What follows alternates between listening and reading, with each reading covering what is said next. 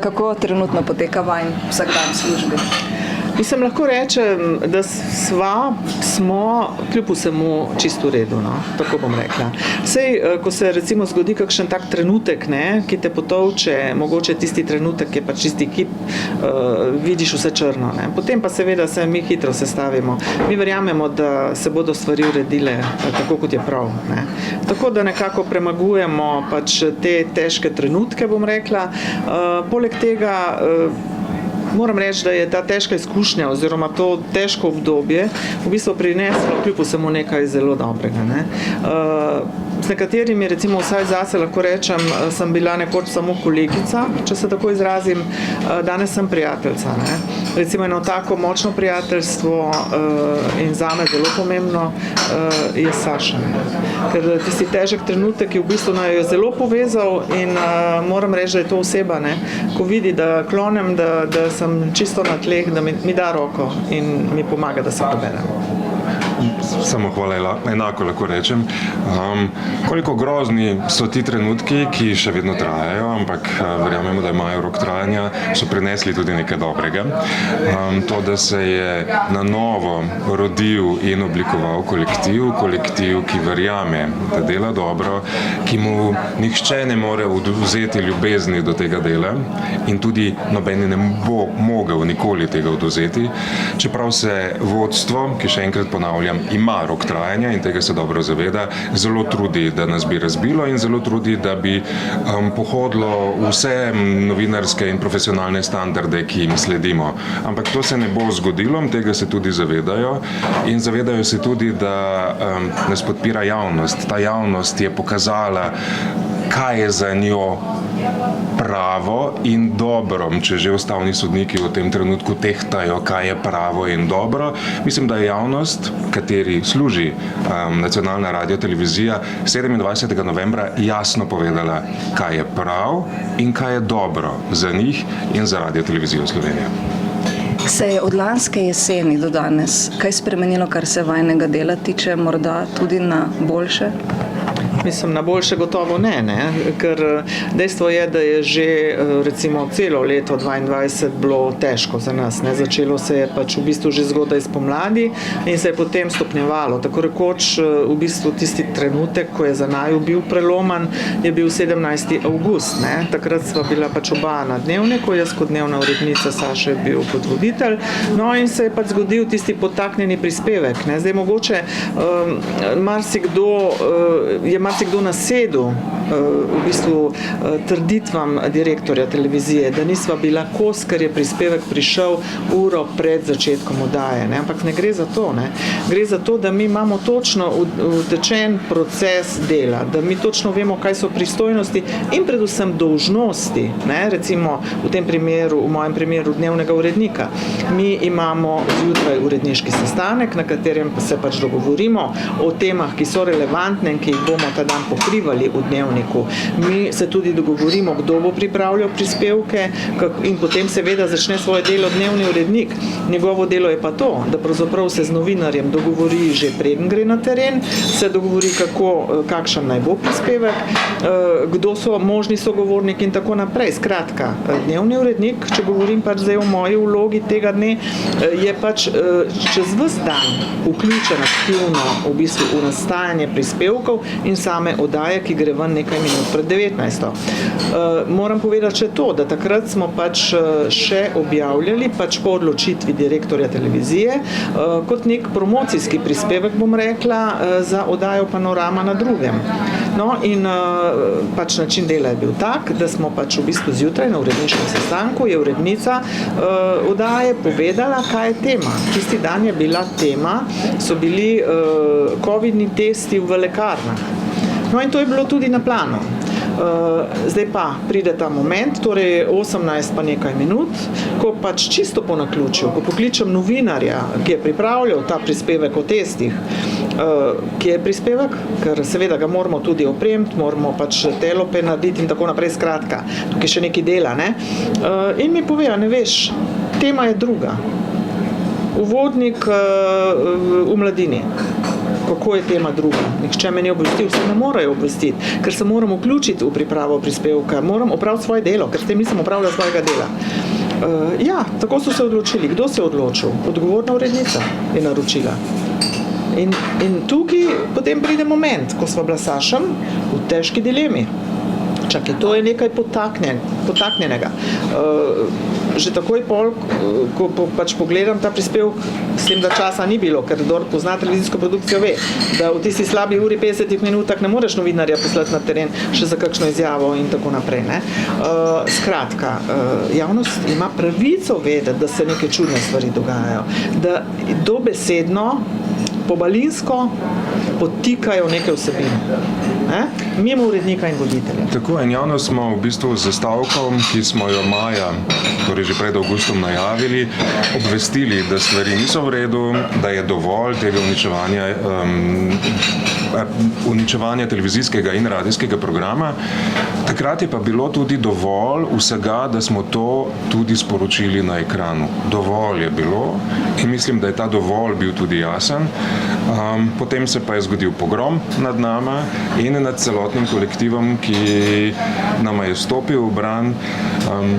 V srcu še vedno nosiva tole značko 38. Če se kdo sprašuje, zakaj je mogoče na ekranu več nimava, zaradi tega, ker je odgovorna urednica informativnega programa Jadranka Rebernik nama zagrozila, oziroma vsaj meni osebno, da če bom še enkrat v podporo svojim sodelavcem, ki so meni izrazili podporo, nosil to broško, me bo odstranila povsem iz ekrana.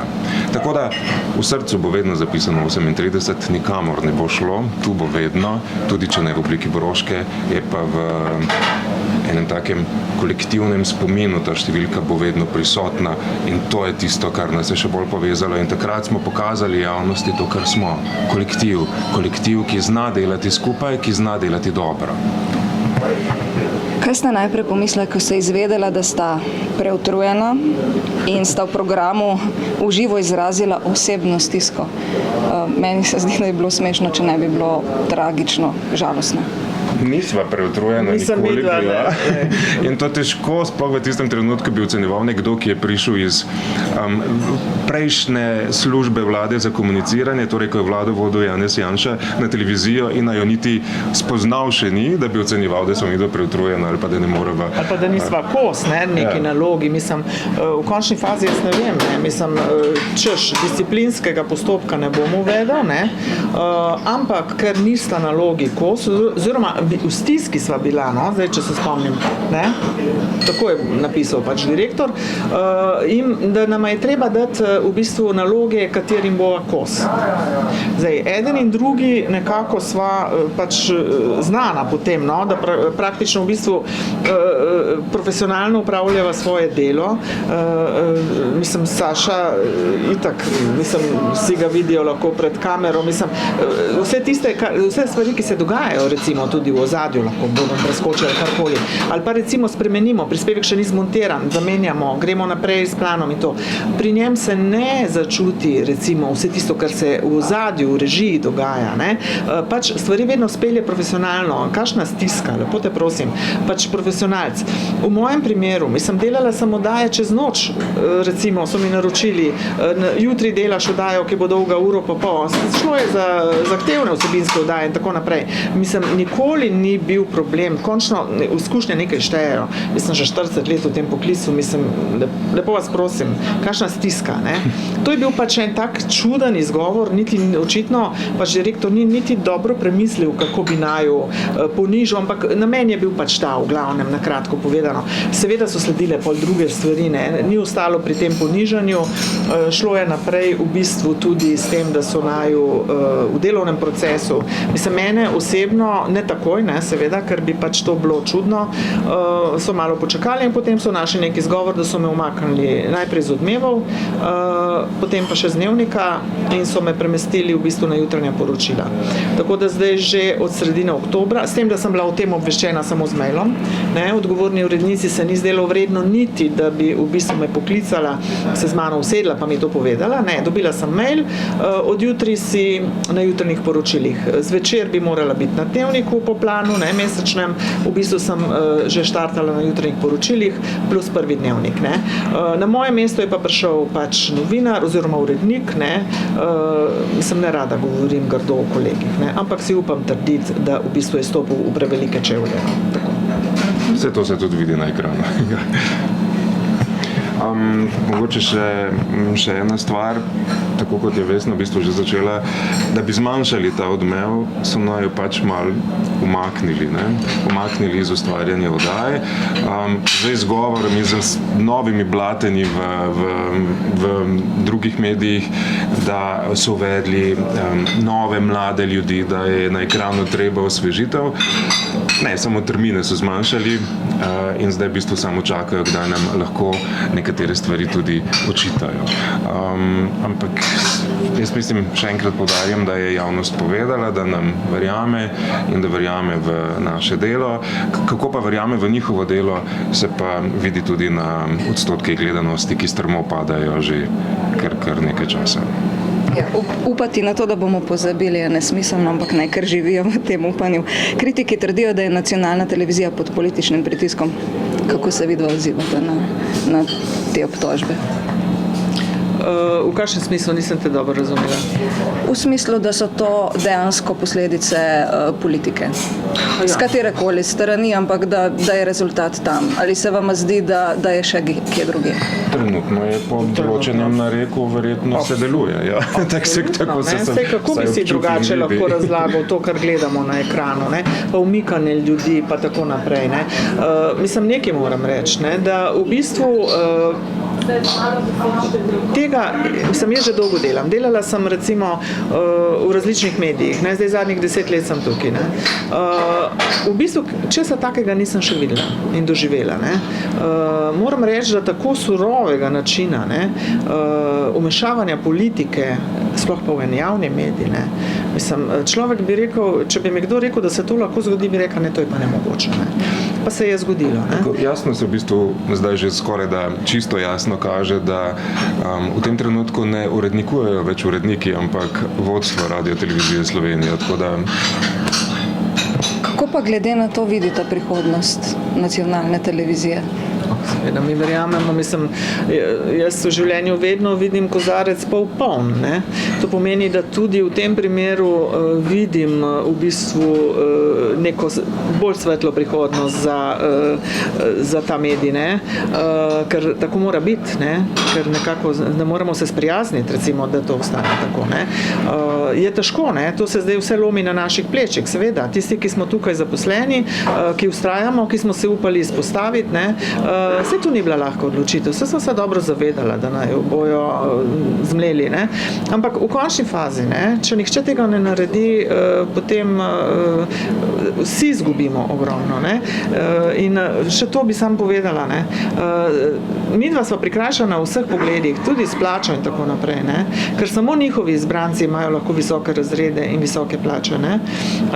Tako da nekako pristajava na to. Nisva rekla takrat, ko je bilo težko, pa so meni osebno so recimo mnogi prijatelji, ki niso v naših poklicih, ne, svetovali pa glej, zapusti, no, to hišo, pet drugam, ne. Ampak sem rekla, ne, ni to rešitev, ne. Dajmo speljati to zadevo do konca, ne. Pa mogoče ravno v tem trenutku se odlično vidi, zakaj je prejšnji Grimsov zakon o nacionalni radioteleviziji Slovenija slab, ker se je zgodilo ravno to, na kar so vsi opozarjali, torej na ta politični prevzem radija in televizije, predvsem televizije v tem trenutku. Zato rabimo nov zakon. Zato, da se javni mediji ščisti politike in da se ne dopuščajo take stvari, ki se dogajajo zdaj, torej totalna razgradnja, prihodi političnih kadrov na televizijo, ljudi, ki so še prej zelo bili ključni ali pa zelo povezani z določenimi političnimi strankami, kar naenkrat lahko urednikujejo, določajo, kakšen bo program, določajo, kakšni bodo programski pasovi. Nekdo, ki v bistvu televizije nikoli ni počel, ampak je bil pa aktiven na drugih političnih področjih. Si potem prav predstavljam, da je v bistvu vsakodnevni boj pripraviti novice, ki so verodostojne in da poročate nepristransko, tako kot v bistvu se od nacionalne televizije pričakuje. Mislim, mi dva vsekakor delava po svoji vesti, tako kot vedno. Ne? Jaz osebno lahko rečem, da se nikoli nisem prodala nobeni politiki, ker apetiti politike so z vseh strani, treba vedeti. Ne? Ampak ena bolj surovo gre v ta boj, ne? In naredi recimo prevzem, ne? Če se tako grobo izrazim. Skratka, delam po svoji vesti, seveda tiste oddaje, ki jih urejam, pač na nje vplivam, stojim za tem in zagovarjam svoje odločitve. Ne? Ampak seveda, umaknjena sem z osrednjega dnevnika in iz Odmevov, tako da pač tiste oddaje so prepuščene novim urednikom, ne? Nekateri med njimi televizije nikoli niso znotraj videli, sploh ne vejo, recimo, kako poteka priprava oddaje, prispevkov in tako naprej. V bistvu rušijo vse profesionalne standarde. Mi smo imeli ustaljene načine, ki so plod dolgoletnega dela vrhunskih strokovnjakov v tej hiši in enostavno se te poti zdaj rušijo, spreminjajo, ti procesi se totalno spreminjajo. Siromaši se vse skupaj in tako naprej. Tako da jaz za tiste oddaje, v katerih pač jaz urejam, se vedno potrudim in tudi zagovarjam na vse možne načine, zakaj nekaj naredim. Je pa res, da zaenkrat moram reči, da kakšnih prav posebnih posegov zdaj le ni, ne? Ampak dobro, mogoče menijo, da jutranja poročila niso gledana ali pa prvi dnevnik, ne, polagajo več na pač večerni dnevnik. Normalno, pa gledalce ima vsaka oddaja. Ne. Je pa še nekaj res. Ne. Sej, da ne bom narobe razumljena. Ne. Jaz menim, da ne jemljem to kot degradacijo oddaje, da sem pač urejam za jutranje poročila, da je to degradacija. Degradacija je bila narejena v tem smislu, da so me umaknili z večernega dnevnika. Enako zavzeto zdaj pripravljam tudi jutranje poročila, to moram reči. Ne. Pač, ker smo profesionalci in to bomo ostali do konca. Ne. Tako je, svoje delo vedno moraš upraviti in tudi tako vodstvo RTV kot tudi javnost ve, da če bo kdaj karkoli spet narobe, kar bo skregano s profesionalnimi standardi, da bova to povedala, da bova na to opozorila. In velikokrat me vprašajo, ali bi vidva še enkrat ponovila tisto, kar sta takrat ponovila, vedno. V zadnjem času je zmeraj več govora o problematiki v bistvu sovražnega govora, ki je vsako leto res ta tematika težja, bolj pereča. Vidva sta ga bila deležna.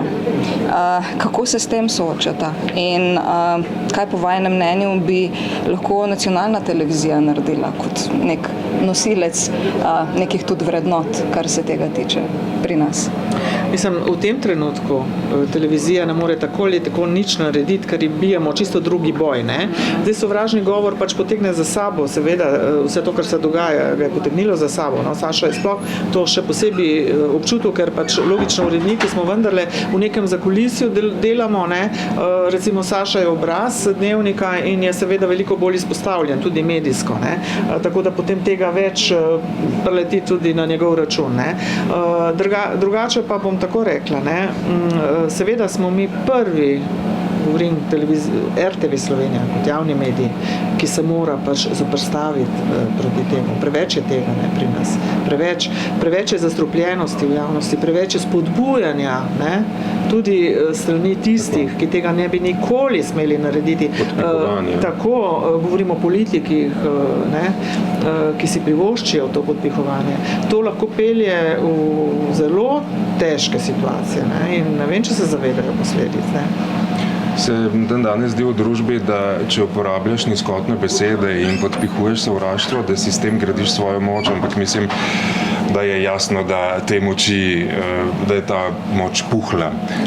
Dejstvo je, da vsi, ki so del javnega življenja, so vse pogosteje tarča žaljivih, grdih napadov in seveda tu novinarji oziroma voditelji nismo izvzeti. Ja, tega je veliko, to je v zadnjem času bilo pogosteje, ravno zaradi tega, ker sva se tudi oba javno izpostavila in se zavzela za stvari, ki bi morali biti vrednota, pa so v očeh tisti, ki so pisali žaljive komentarje, vse drugo, ampak zdaj bo to čudno slišati, človek se navadi, človek zna pretehtati, človek zna odmisliti to, da je ta komentar sploh prišel v poštni nabiralnik, na družbeno omrežje, kamorkoli, na komentarje časopisov pod članke ali karkoli drugega, veš, da je to prazno, nima vrednosti.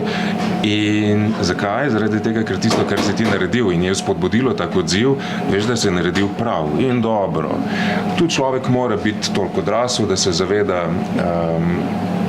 posledic in vrednot, ampak se pravim, ti puhli, žaljivi komentarji sčasoma izginejo, ker ne naletijo na plodna tla. Te ne omajajo v tvojih vrednotah.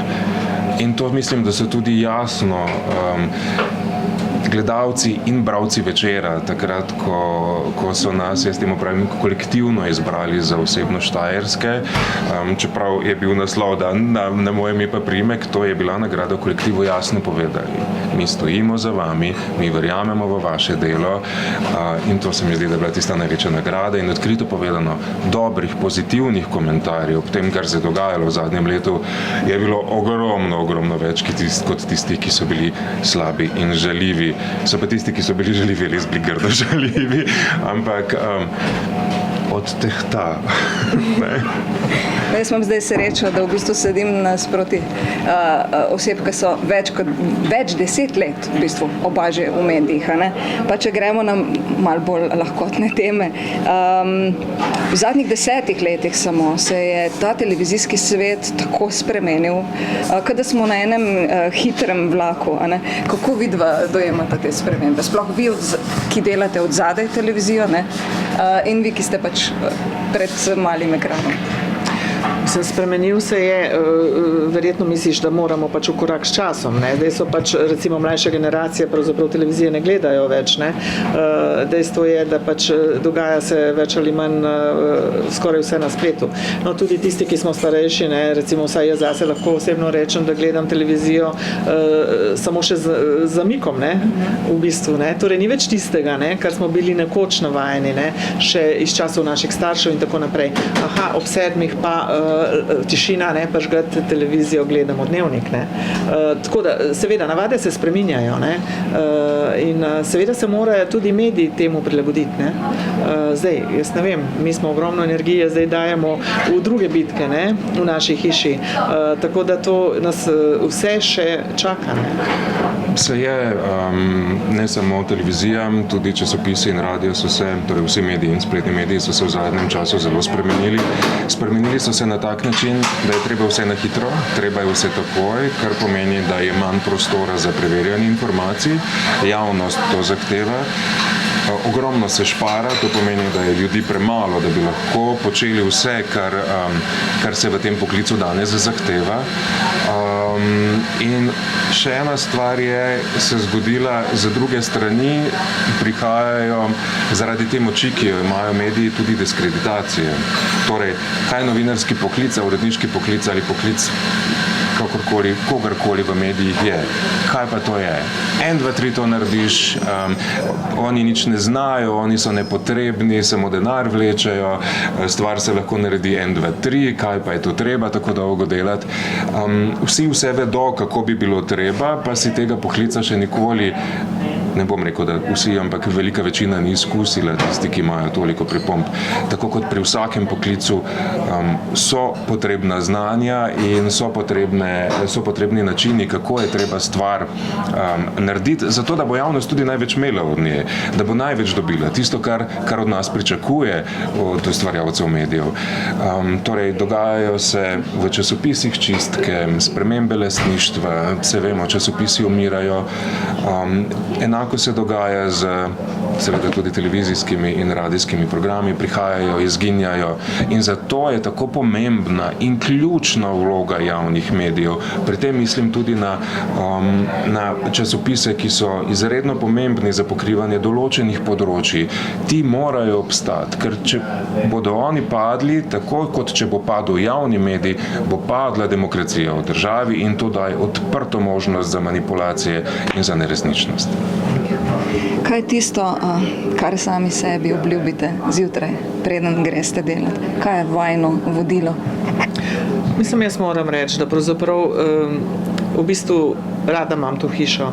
Ampak seveda, zadnje obdobje je tako, mislim, že več mesecev tako, ne, da pravzaprav, ko prestopim ta prak, ne, je pač en tak rahel cmok v grlu, ne, kaj me danes čaka. Ne. Recimo dobra stran tega, da delam pač zjutraj, v bistvu svoj delovnik začnem ob 5:30 zjutraj. Ne. V resnici ga začnem že ob 4 zjutraj, ne, ker moram doma praktično vse pregledam, kaj se je po noči zgodilo, recimo poslušamo, ne, vse na spletu pač preverim, medije, ne, tuje tudi in tako naprej, skratka, ker pač seveda tudi poročila ob 8 morajo prinesti tisto najnovejše. Ne vem, v bistvu rada delam to delo, to moram reči, tako da kljub vsem tem težkim trenutkom in negotovosti, ne, ker ne veš, kaj ti bo dan prinesel, v bistvu še vedno v tem delu uživam. Ne. Pa čeprav na jutranjih poročilih, če tako rečem. No. Samo dve stvari sta zjutraj v mislih, dati nasmeh na obraz in si na glas reči, danes bo dober dan. Za konec samo še to, kaj bi sporočila gledalcem, ki vaju podpirajo, ker vsi upamo, da bo prišel tisti boljši čas, da bo obstala nacionalna televizija in da ji boste vi vsi, ki jo ustvarjate z našo podporo, vrnili tisti ugled in pa vrednost, ki jo je nekoč imela. Jaz bi pravzaprav te besede namenila vsem gledalcem, ne samo tistim, ki nas podpirajo, tudi tistim, ki nas ne, pa tudi tistim, ki nas zdaj ne gledajo. V bistvu mi smo tukaj zaradi njih. Mi smo tukaj zaradi zgodb ljudi. Mi smo edini, ki se bomo potegnili zase, pa ne za njih, pa ne glede na to, katera politika je na oblasti ali katera ni. Ne. Mi bomo v bistvu iskali rešitve za njihove težave. Mi smo tukaj resnično za tega običajnega človeka, ki se je znašel v stiski in ki ne ve kako. In to je, mislim, naše poslanstvo. Tako da, ne vem, kaj drugega pravzaprav ne moram niti dodati. Rekel bi samo hvala, da so, hvala, ker ste in hvala, ker vztrajajo in čakajo, da se bodo stvari končno le spremenile. Jasno je javnost povedala, da si želi sprememb, jasno je povedala, da si ne želi takšnega programa, ki ga lahko gledamo na televiziji zdaj. Jasno je povedala, da izredno zaupa radiju. Zakaj? Zaradi tega, ker tam takih grobih posegov, rezov, destrukcije ni bilo. Torej se je veliko televizijskih gledalcev preselilo tudi na radio. In hvala, ker čakajo, hvala, ker vztrajajo z nami, hvala, ker vemo, da so tam. To veliko pomeni, veliko tehta in tudi zaradi tega si vsak dan zjutraj rečem, danes bo dober dan. Najlepša hvala obema za pogovor. Hvala tebi. Hvala tebi.